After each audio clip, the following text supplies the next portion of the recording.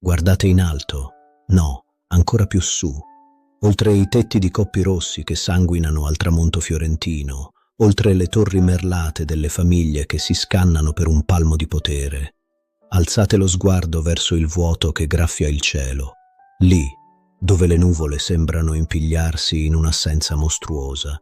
Per decenni Firenze ha vissuto con una ferita aperta nel cuore, un tamburo di pietra ottagonale, immenso, spalancato verso Dio come una bocca che non sa pregare, o forse che urla per l'impotenza. Dicevano che fosse impossibile. Dicevano che nessun uomo nato da donna avrebbe mai potuto chiudere quella voragine senza riempire la cattedrale di terra e monete d'oro. Mi chiamavano pazzo, sognatore, arrogante, e avevano ragione. La follia era l'unico materiale da costruzione che non costava nulla, e io ne avevo in abbondanza. Io sono Filippo di Ser Brunellesco Lapi, ma il mondo imparerà a tremare pronunciando solo il mio cognome, Brunelleschi. Non sono un semplice impilatore di pietre, non sono un decoratore di facciate. Io sono colui che ha osato sfidare la gravità, piegando l'architettura al volere della mente, costringendo la materia bruta a danzare nel vuoto senza sostegno. Ma prima di portarvi sulle impalcature vertiginose, prima di farvi sentire l'odore della calce viva e la paura di cadere, vi chiedo di fermarvi un istante qui, sulla soglia della mia memoria. Benvenuti tra i sussurri dalla storia italiana. Se volete comprendere come l'ingegno umano possa trionfare sull'impossibile, iscrivetevi ora a questo canale. Fatelo adesso, prima che la polvere dei secoli ci soffochi, perché il viaggio che stiamo per intraprendere non ammette distrazioni. Unitevi a noi, premete quel tasto, e preparatevi a vedere il mondo non come è, ma come potrebbe essere. Il mio inizio non fu tra le pietre, ma tra le carte bollate e l'odore stantio dell'inchiostro. Mio padre, Ser Brunellesco, era un notaio, un uomo di legge, un custode dell'ordine costituito. Voleva per me una vita di scrivanie, di atti, di parole che incatenano la realtà in formule latine. Ma io sentivo un altro tipo di ordine. Non quello delle leggi umane, fallibili e corrompibili, ma l'ordine divino dei numeri, delle proporzioni, del meccanismo perfetto che muove l'universo. Le mie mani rifiutavano la penna d'oca, cercavano la consistenza del metallo, la resistenza della materia, il calore del fuoco. Ricordo le liti, le sue urla che rimbombavano nelle stanze della nostra casa, la sua delusione nel vedere il figlio maschio, destinato a ereditare la sua rispettabilità, perso a disegnare ingranaggi e a modellare la cera. Alla fine, stremato dalla mia ostinazione, cedette. Mi iscrisse all'arte della seta, apprendista orafo, e lì, tra i fumi del crogiolo e il tintinnio dei martelletti d'argento, compresi la mia verità. Dio è il primo grande orologiaio e noi, se siamo degni, possiamo tentare di replicare i suoi ingranaggi. Non ero un semplice artigiano, la mia mente correva più veloce delle mie mani. Mentre gli altri si accontentavano di lucidare calici, io ero ossessionato dal movimento. Orologi, sveglie, meccanismi che scattavano con precisione millimetrica. Imparai che la forza non serve a nulla se non è controllata. Un colpo troppo forte spacca l'argento, un colpo troppo debole non lascia il segno. È tutta questione di equilibrio, di tensione, di contrappeso. Lezioni che avrei portato con me molto più tardi, quando l'argento sarebbe diventato pietra e i gioielli sarebbero diventati cattedrali. Ma ero giovane e la giovinezza porta con sé il veleno della superbia. Mi sentivo invincibile. A Pistoia, lavorando all'altare di San Jacopo, scolpii profeti e santi nell'argento, dando loro torsioni ed espressioni che facevano sembrare statue vive, pronte a scendere dal piedistallo. La gente iniziava a parlare di me. Il Brunelleschi ha l'oro nelle mani, dicevano, ma l'oro non mi bastava. Io volevo la gloria eterna, e la gloria, credevo, arrivò nel 1401, l'anno della vergogna, l'anno della rabbia. I consoli dell'arte di Calimala indissero un concorso per la seconda porta del battistero di San Giovanni. Il tema, il sacrificio di Isacco. Eravamo in 7 maestri, o presunti tali. Ma la vera sfida era tra 2, Io e lui, Lorenzo Ghiberti. Ah, Ghiberti, l'uomo che incarnava tutto ciò che disprezzavo e segretamente invidiavo. Lui era l'eleganza, la diplomazia, il compromesso. La sua formella era un esercizio di grazia, un unico getto di bronzo, fluido, levigato, rassicurante. Isacco accettava il coltello con nobile rassegnazione. La mia? La mia era un urlo. La mia formella era composta da pezzi assemblati, violenta, teatrale. Il mio Abramo afferrava il figlio alla gola, l'angelo scendeva in picchiata, bloccando il braccio all'ultimo istante. C'era terrore, c'era urgenza, c'era la brutale realtà del sacrificio. Era viva, ma i giudici, quei vecchi mercanti che preferivano la pace alla verità, scelsero l'eleganza, o meglio, non ebbero il coraggio di scegliere. Dichiararono un pareggio, ci chiesero di lavorare insieme. Insieme? Io? Dividere la mia opera con lui? Io? Sottomettere il mio genio al suo stile lezioso? Mai. Preferii perdere tutto piuttosto che condividere metà della vittoria. Rifiutai. Lasciai a lui la porta, la commissione, i fiorini. Lasciai a lui la fama facile. Ma quella sconfitta fu la fornace che temprò il mio spirito. Giurai che non avrei mai più permesso a nessuno di giudicarmi secondo canoni mediocri. Se Firenze non mi capiva, avrei cercato maestri più antichi, più grandi, più silenziosi. Vendetti quel poco che avevo. Presi con me un ragazzino, Donato di Niccolò di Bettobardi, che voi conoscete come Donatello.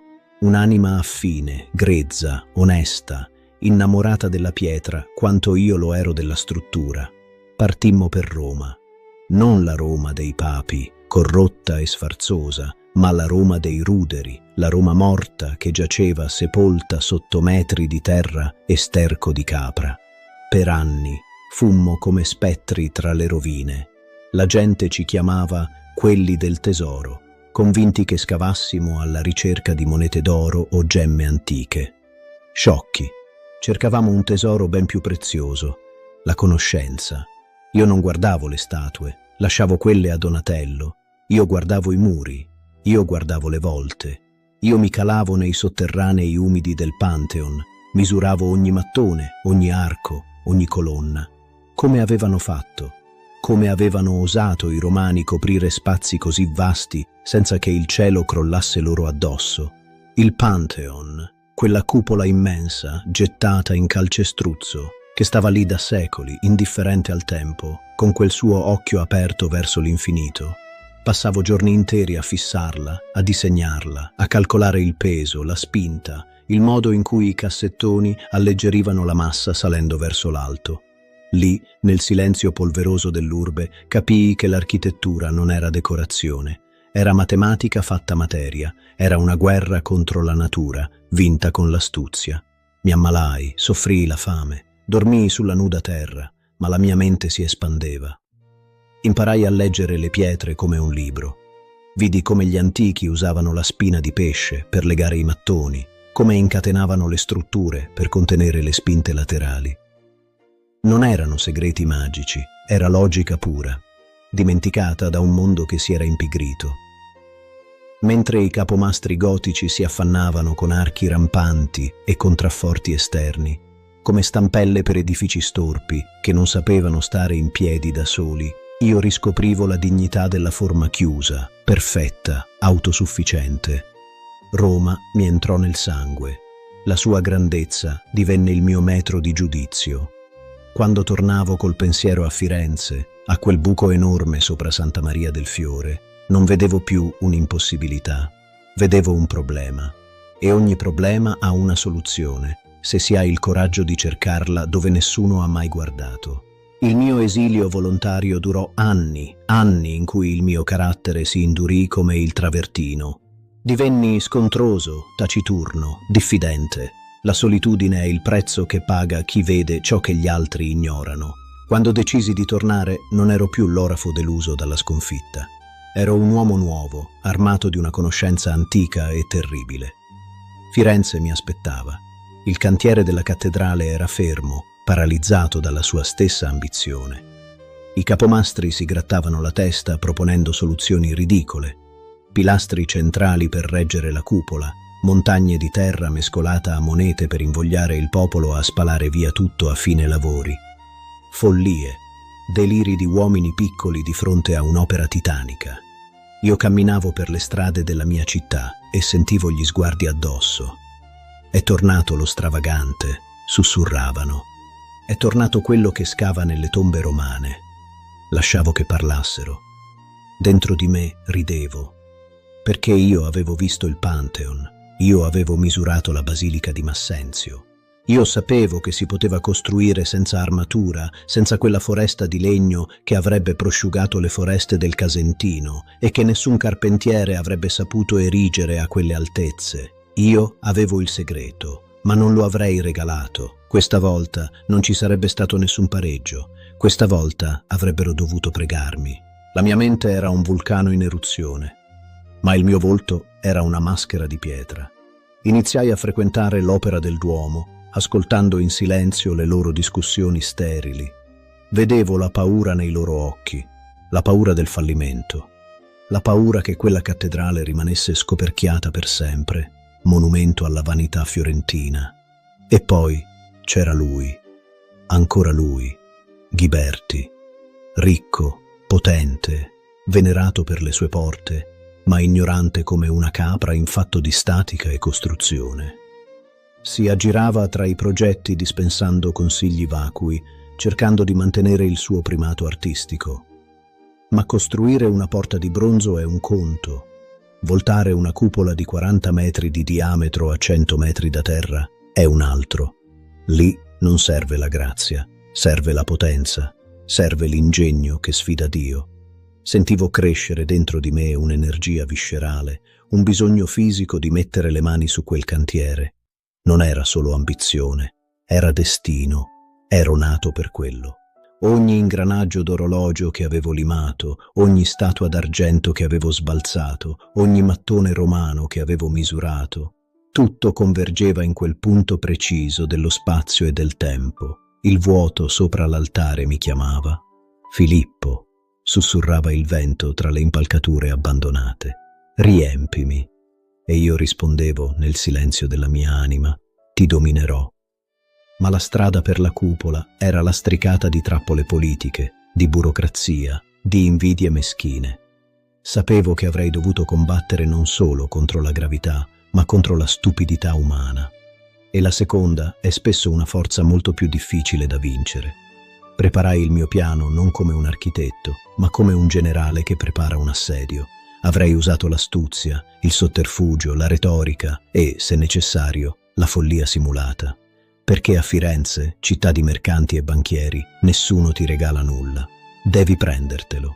E io stavo per prendermi il cielo.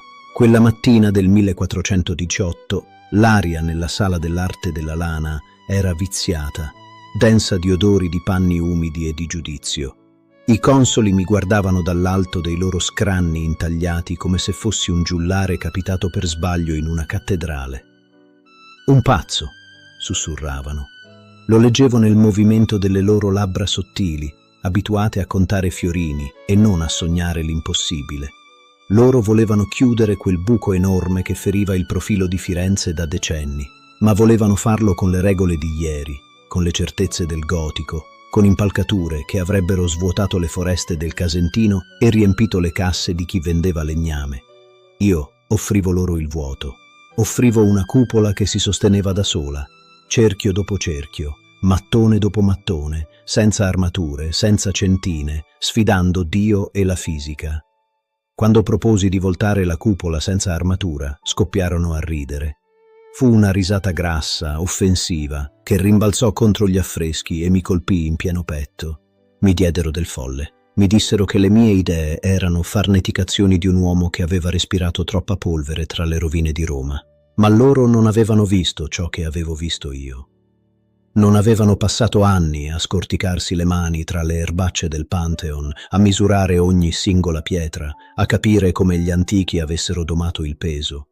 Loro vedevano solo pietre, io vedevo la geometria sacra che teneva insieme l'universo. E quando la derisione divenne insopportabile, feci quello che dovevo fare. Chiesi un un semplice, banale uovo di gallina. Lo posii sul tavolo di marmo davanti a loro e lanciai la sfida. Chiunque di voi riuscirà a far stare questo uovo dritto sulla punta costruirà la cupola. I grandi architetti, i maestri muratori e soprattutto lui, Lorenzo Ghiberti, il mio nemico giurato, provarono.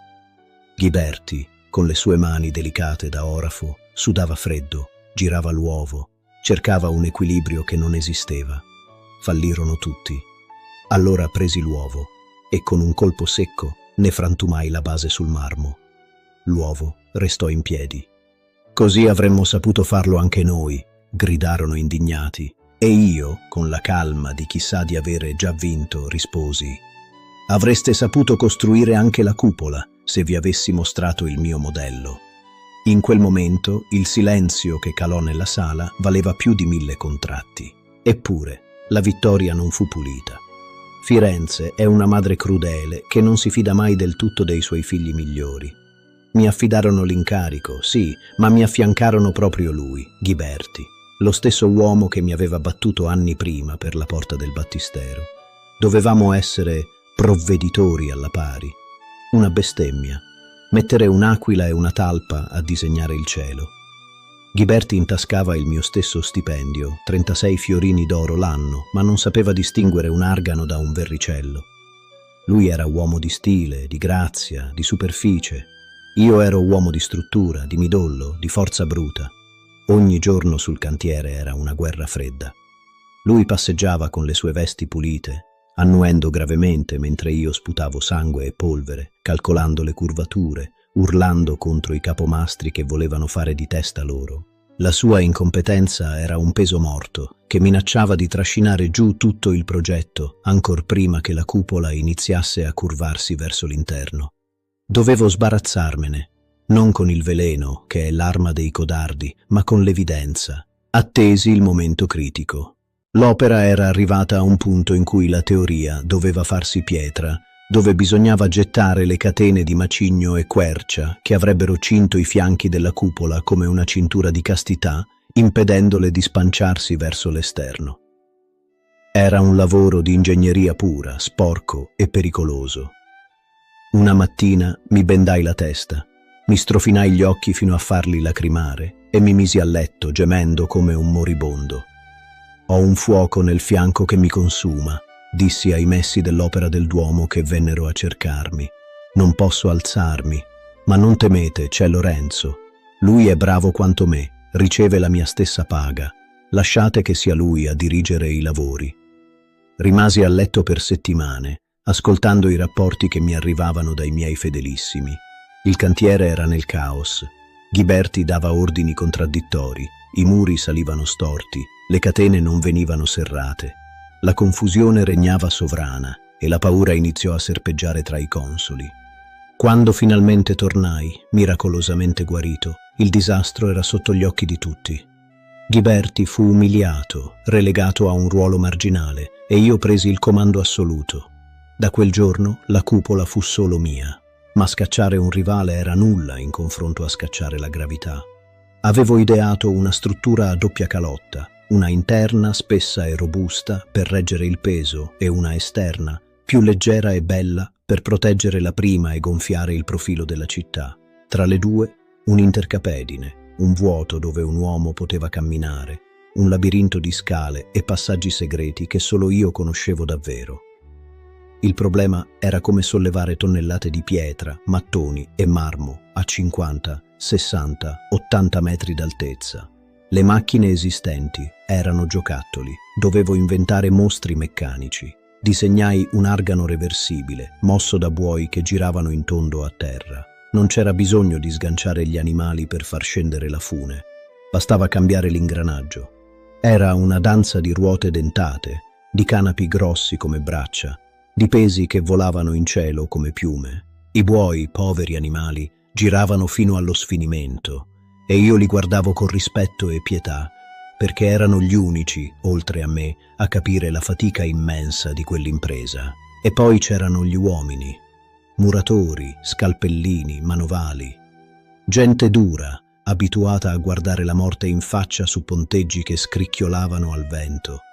Più salivamo, più la paura cresceva. Lassù il vento non soffia, ulula.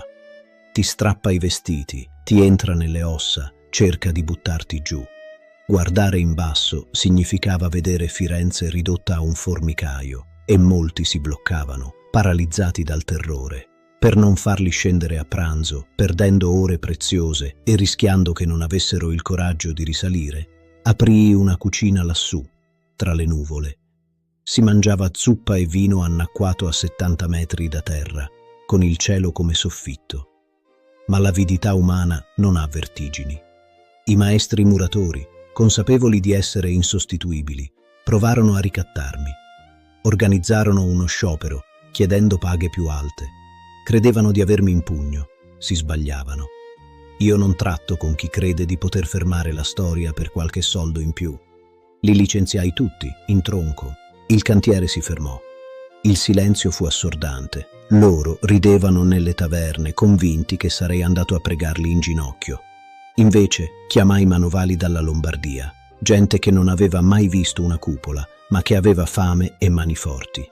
Insegni loro io, personalmente, come posare i mattoni a spina di pesce, quella tecnica antica che avevo rubato ai romani e che permetteva ai muri di autostenersi mentre salivano, bloccandosi a vicenda in una morsa indistruttibile. In pochi giorni i lombardi lavoravano meglio dei fiorentini.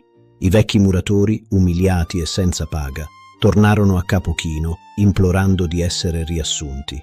Li ripresi, sì, ma a paga ridotta. Dovevano capire che lì sopra c'era un solo Dio e in terra, su quel cantiere, c'era un solo comandante. La tecnica della spina di pesce, se poteste vederla con i miei occhi, non era solo muratura, era tessitura. I mattoni non erano messi a caso. Ogni fila seguiva una curva precisa, la corda blanda, come una fune che pende tra due punti, mentre i muri si incurvavano verso l'interno, sfidando ogni logica visiva. I mattoni verticali facevano da ganci per quelli orizzontali, impedendo loro di scivolare nel vuoto. Era un abbraccio continuo di argilla cotta. La cupola saliva a spirale, come un fiore che si chiude la sera, e io ero lì, ogni giorno, a controllare le livelle, a urlare contro chi sbagliava di 1 millimetro, a sentire il respiro della bestia che cresceva. Sentivo la cupola gemere sotto il suo stesso peso, assestarsi, trovare il suo equilibrio. Era viva, rispondeva al calore del sole dilatandosi e al freddo della notte contraendosi. Io ero il suo medico, il suo padre, il suo amante. Ci furono momenti di terrore puro. Quando arrivammo in alto, dove la curvatura si faceva estrema, il quinto acuto, l'inclinazione era tale che i muratori lavoravano quasi appesi nel vuoto. Bastava un errore, una malta troppo fresca, un mattone difettoso e tutto sarebbe crollato. Non dormivo più. Le mie notti erano popolate da incubi di crolli, di polvere che soffocava la città, di urla. Mi svegliavo sudato, correvo al cantiere all'alba, ancora prima che il sole illuminasse le colline di Fiesole, per controllare che non si fosse mossa nessuna pietra. Disegnavo schemi ossessivi, ricalcolavo i pesi. La matematica era la mia preghiera, i numeri il mio rosario. Non mi fidavo di nessuno. Controllavo la qualità della calce, la cottura dei mattoni, la resistenza delle funi. Ero ovunque. Ero diventato un'ombra che si aggirava tra i ponteggi, temuto e rispettato, un uomo consumato dalla sua stessa creazione. E intanto la politica non si fermava. Lucca, la guerra, le tasse. Firenze sanguinava denaro per le battaglie e spesso i fondi per la cupola venivano tagliati o ritardati.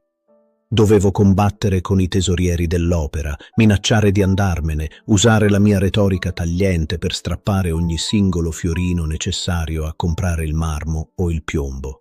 Mi accusavano di lentezza, ma non capivano che la fretta è nemica dell'eternità. Un giorno fui persino arrestato per una questione di tasse non pagate all'arte dei maestri di pietra e legname. Mi gettarono in prigione come un ladro comune. Io, Filippo Brunelleschi, colui che stava donando a Firenze la meraviglia del mondo, in una cella umida e buia. Ma non mi piegai. Sapevano che senza di me la cupola sarebbe rimasta un moncherino aperto verso il cielo, una bocca sdentata che avrebbe urlato la loro vergogna per i secoli a venire. Mi liberarono dopo pochi giorni. Uscii a testa alta, senza ringraziare nessuno, e tornai dritto al cantiere, sporco di prigione ma con la mente più lucida che mai.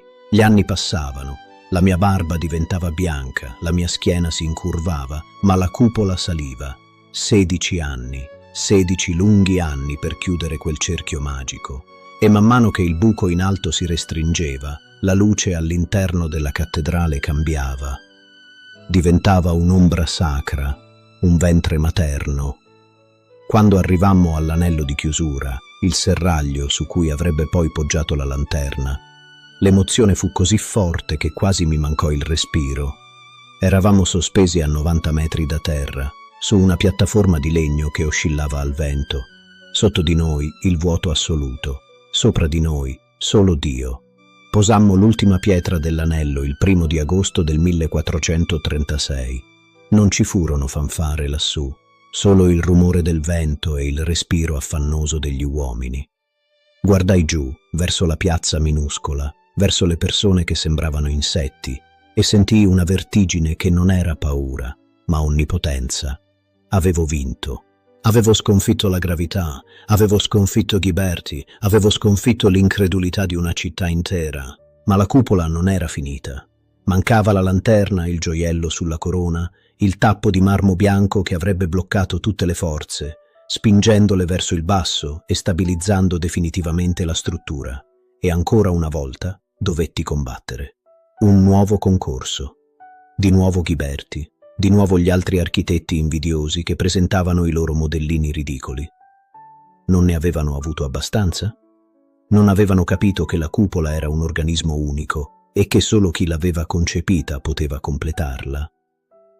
Presentai il mio progetto, una lanterna ottagonale, con contrafforti a voluta, elegante ma massiccia, un faro di marmo bianco visibile da tutta la valle dell'Arno. Vinsi, naturalmente. Ma il destino ha un senso dell'umorismo crudele.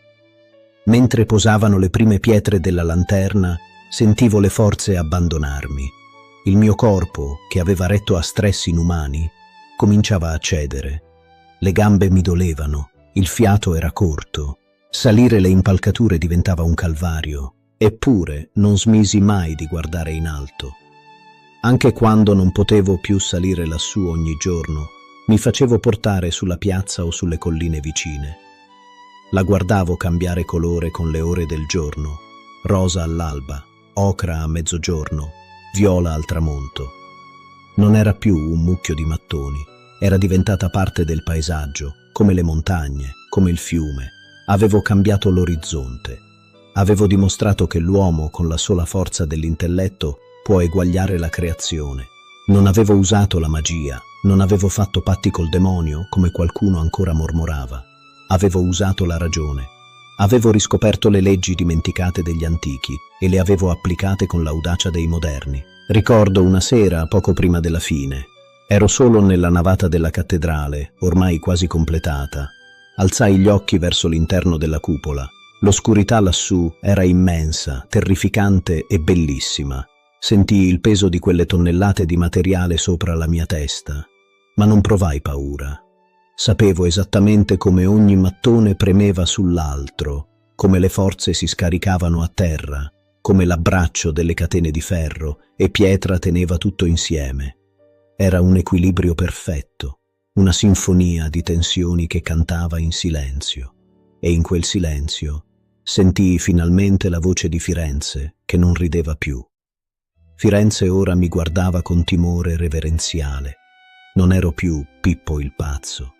Ero Filippo Brunelleschi, l'uomo che aveva dato un tetto al Rinascimento. Avevo riempito il vuoto, sì, ma nel farlo avevo svuotato me stesso. Avevo dato tutto alla cupola, la mia salute, la mia vita privata, la mia pace. Non avevo moglie, non avevo figli. I miei figli erano quelle pietre. La mia sposa era quella curva impossibile. E mentre uscivo nella notte fresca, voltandomi un'ultima volta a guardare la sagoma scura che tagliava le stelle, capii che ne era valsa la pena. Perché la carne marcisce, le ossa diventano polvere, i nomi vengono dimenticati sulle lapidi corrose dalla pioggia. Ma quella cupola sarebbe rimasta lì per sempre, a sfidare il tempo, a testimoniare che un uomo piccolo, brutto e testardo aveva osato toccare il cielo con un dito. Ed eccoci giunti al termine, o forse all'inizio dell'eternità. Il sole tramontava su Firenze e sulla mia vita mortale, ma la mia ombra, quella che avevo proiettato sulla città con mattoni e ingegno, si allungava ormai inestinguibile. Non crediate che, una volta chiusa la volta, io mi sia adagiato sugli allori. Un uomo come me non conosce riposo finché il respiro non gli viene strappato via dai polmoni. La cupola era chiusa, sì, ma mancava la corona, la lanterna. Quel gioiello di marmo bianco che doveva sigillare il tutto, impedire all'acqua di penetrare, bloccare le costole di pietra affinché non si aprissero come un fiore marcio sotto il peso dei secoli. E anche lì, sull'orlo della tomba, dovetti combattere. I nemici, le vipere, erano ancora lì. Ghiberti, con il suo sorriso untuoso, e tutti quei maestri che ancora non capivano, che ancora sussurravano che la struttura non avrebbe retto il peso di una lanterna così massiccia. Stolti, non capivano che la lanterna non era un peso, ma la chiave di volta finale, il cuneo che teneva insieme l'intero sistema di forze. Dovetti urlare, minacciare, presentare modelli, far valere la mia autorità di capomaestro fino all'ultimo giorno. Ero stanco, le mie mani tremavano non per paura, ma per l'usura del tempo. Le articolazioni dolevano per l'umidità assorbita in decenni di cantieri, i miei occhi si velavano come finestre sporche, ma la mente era un rasoio, affilata come il primo giorno. Vinsi anche quella battaglia. La lanterna sarebbe stata costruita secondo il mio disegno. Potevo andarmene. Era il 15 aprile del 1446, quando il grande architetto dell'universo decise che il mio cantiere terreno era chiuso. Non ricordo dolore, solo una stanchezza immensa, dolce come il vino dopo una giornata di vendemmia. Ricordo il volto del Buggiano, il mio figlio adottivo ed erede, chino su di me. Lui avrebbe portato a termine ciò che restava. Gli lasciai non oro, non palazzi, ma l'onere e l'onore di servire la cupola. Mentre il buio calava, non vidi angeli o demoni, vidi curve, vidi archi, vidi la perfezione geometrica che avevo cercato di imporre al caos del mondo. Il mio ultimo pensiero non fu per Dio, che mi perdoni, ma per lei, Santa Maria del Fiore, la mia ossessione, la mia amante di pietra, e poi il silenzio, ma non l'oblio. Oh no, Firenze non concesse l'oblio a Filippo di Ser Brunellesco. Ciò che accadde dopo fu qualcosa che raramente si concede a un semplice artigiano, a un figlio di notaio che si era sporcato le mani con la calcina. I funerali furono degni di un principe, di un condottiero, e in un certo senso lo ero stato. Avevo condotto una guerra contro l'impossibile e avevo vinto. Il mio corpo, ormai un guscio vuoto, fu portato in processione. Sentivo, in quel modo strano in cui i morti sentono la presenza dei vivi, il rispetto riverente dei fiorentini. Quelli che mi avevano chiamato pazzo, ora chinavano il capo al passaggio del feretro. Ma il dono più grande, la suprema ironia e la suprema gloria, fu il luogo del mio riposo. Non in una fossa comune, non in una cappella di famiglia dimenticata in qualche chiesa minore. Mi scavarono una tomba lì, proprio lì, dentro la cattedrale, sotto il pavimento di Santa Maria del Fiore. Capite l'immensità di questo gesto? Mi seppellirono nelle viscere della mia stessa creazione. Mi deposero nella cripta di Santa Reparata, le fondamenta antiche su cui avevo innalzato il nuovo mondo. Da allora riposo lì. Sopra di me ogni giorno sento i passi dei fedeli, il canto dei preti, l'odore dell'incenso. Ma soprattutto Sento il peso. Non un peso che schiaccia, ma un peso che protegge. Tonnellate di mattoni, marmo, catene di ferro, legno di castagno. Tutto ciò che ho assemblato con sudore e rabbia ora veglia sul mio sonno. Sono l'unico uomo al mondo che ha la propria lapide alta più di 100 metri e larga quanto una collina. Ogni volta che un fulmine colpisce la palla dorata del Verrocchio lassù in cima, io sento la vibrazione scendere lungo le costole della cupola fino alle mie ossa polverizzate, come un brivido di vita. Guardando indietro, da questa prospettiva eterna, vedo la scia che ho lasciato. Non ho solo costruito un tetto, ho cambiato il modo in cui l'uomo vede se stesso. Prima di me si costruiva per accumulo, pietra su pietra, sperando che Dio tenesse su tutto. Io ho portato la ragione, la matematica, la prospettiva. Ho insegnato agli uomini che lo spazio non è un mistero insondabile, ma una griglia che può essere misurata, compresa e dominata. Ho reso l'architettura un atto intellettuale, non solo manuale. Ho trasformato il mastro costruttore in architetto. E i miei rivali, Lorenzo Ghiberti, il mio nemico di una vita, ha scritto i suoi commentari, si è autocelebrato, ha fuso porte magnifiche che Michelangelo chiamerà del paradiso. Onore a lui, era un grande orafo, ma la sua gloria è ad altezza d'uomo. La mia tocca il cielo. Chiunque arrivi a Firenze, da qualsiasi direzione, vede me prima di vedere la città. La cupola è il faro che annuncia Firenze al mondo, è l'ombelico della Toscana. Ho vinto io, Lorenzo. Ho vinto io perché la mia opera non si può ignorare, non si può chiudere in un museo, non si può fondere per farne cannoni. È la montagna artificiale che definisce l'orizzonte.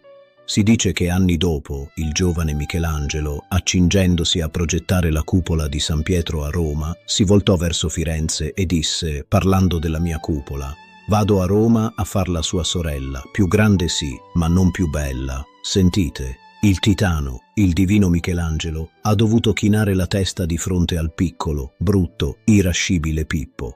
Ha riconosciuto che la perfezione formale, quella tensione assoluta tra gotico e rinascimento, tra spinta e controspinta, era stata raggiunta qui, sul mio tavolo da disegno, tra una imprecazione e un calcolo errato. La mia eredità non è solo pietre, è l'audacia. Ho lasciato a voi, posteri, la lezione che non esiste impossibile, se c'è ingegno sufficiente a sostenerlo. Ho insegnato che l'antico può essere maestro del nuovo, che Roma non è morta se sappiamo leggerne le rovine. Ho inventato macchine che sollevavano pesi inauditi. Ho creato orologi. Ho riscoperto la prospettiva centrale che permette ai pittori di sfondare la tela e creare mondi tridimensionali. Masaccio, Donatello, tutti loro hanno camminato sulla strada che io ho lastricato con la mia ossessione. E ora, mentre i secoli passano sopra la mia testa, come nuvole veloci spinte dal vento di tramontana, io resto qui. Sono il guardiano silenzioso, sono lo scheletro nell'armadio di pietra di Firenze. La mia vita è stata dura, solitaria, priva di quelle dolcezze domestiche che consolano gli uomini comuni. Non ho avuto il calore di una moglie, né le risate di figli che giocano nel cortile. Ma non piangete per me. Non ho avuto una famiglia di carne, ma ho avuto una discendenza di pietra che durerà finché durerà l'uomo. Ho sacrificato tutto alla cupola. Le ho dato il mio sangue, il mio tempo, la mia reputazione. E lei mi ha ricambiato con l'immortalità. Quando camminate per le strade di Firenze, quando alzate lo sguardo e vi sentite piccoli di fronte a quella massa rossa che si staglia contro l'azzurro, sappiate che state guardando la mia anima. Non c'è distinzione tra Filippo Brunelleschi e la cupola di Santa Maria del Fiore. Siamo la stessa cosa. Pietra e spirito fusi insieme. Il mio tempo è finito, il racconto è concluso. Le macchine sono ferme, le impalcature smontate, la polvere si è posata. Resta solo la meraviglia. E voi che avete ascoltato i sussurri della mia storia, voi che siete testimoni del mio trionfo e della mia agonia, portate con voi questo messaggio. Osate costruire l'impossibile. Non accontentatevi di ciò che è facile, di ciò che è già stato fatto. Guardate il vuoto sopra le vostre teste e riempitelo con i vostri sogni, anche se vi chiameranno pazzi, soprattutto se vi chiameranno pazzi.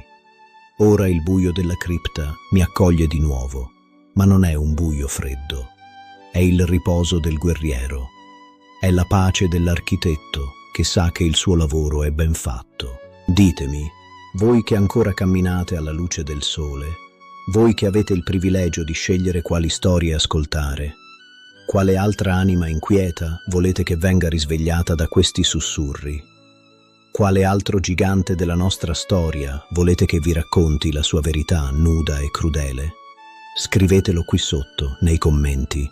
Fate un nome e forse, se il destino lo vorrà, la sua voce tornerà a vibrare nell'aria. Fino ad allora, alzate gli occhi al cielo. La mia cupola è lì che vi guarda